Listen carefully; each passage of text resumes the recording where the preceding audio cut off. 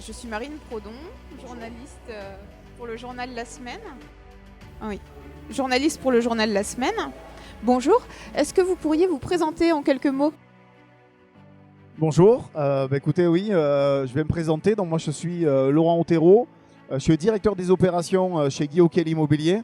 Alors, directeur des opérations, c'est l'émission donc du directeur général.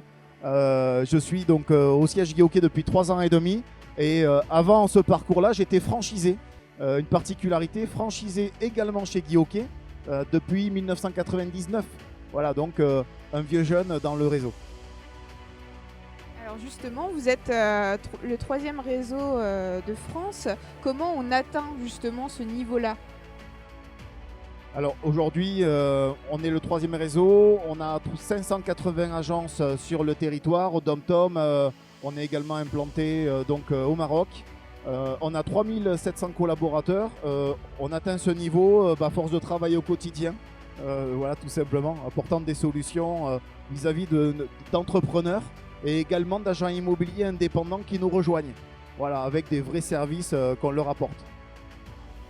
En termes de services, vous avez souhaité axer sur la formation et la communication. Est-ce que vous pouvez nous en dire un peu plus ? Je vois que vous êtes très curieux, donc du coup, oui, je vais rentrer un petit peu plus dans les détails. Parce que l'histoire, elle remonte à presque 3 ans. Le réseau Guy Hockey s'est grandi. On a passé les 25 ans donc, du réseau. Depuis 3 ans, on a changé, la première chose, on a changé le territoire de marque. Le territoire de marque, c'est tout simplement comment on parle à ses clients, comment on parle à ses collaborateurs. Donc premier gros changement en fait de la marque. Deuxième élément qui a évolué aussi, c'est le modèle économique. Parce que nous avons constaté que dans l'immobilier, il y avait trop de turnover et qu'il ne fallait pas juste considérer ça comme une fatalité, il fallait y apporter des solutions. Et dans le modèle Guy Hockey aujourd'hui, on a intégré la formation illimitée à tous nos collaborateurs. Donc un franchisé peut apporter une multitude de formations sur le savoir-être, sur le savoir-faire, sur les métiers. Donc ça c'est le deuxième changement important. Et le troisième qui va arriver, là je vous donne un scoop, ça va arriver dans les semaines à venir, c'est le changement de l'identité de marque. L'identité de marque, c'est l'enseigne, le logo, voilà. Et ça, je ne peux pas vous en dire plus parce que pour l'instant, c'est encore confidentiel. Mais bon, voilà, je délivre cette nouveauté avec vous. Et dans quelques semaines, début d'année, vous pourrez découvrir ce changement.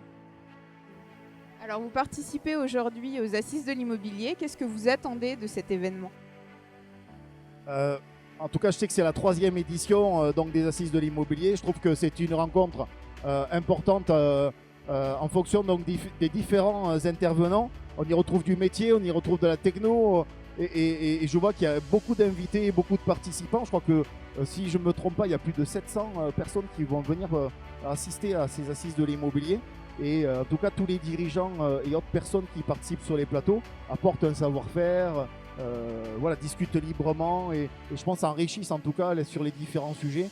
Les personnes qui peuvent y assister. Je trouve que c'est une belle édition et puis il y a beaucoup de monde, c'est top. Ouais.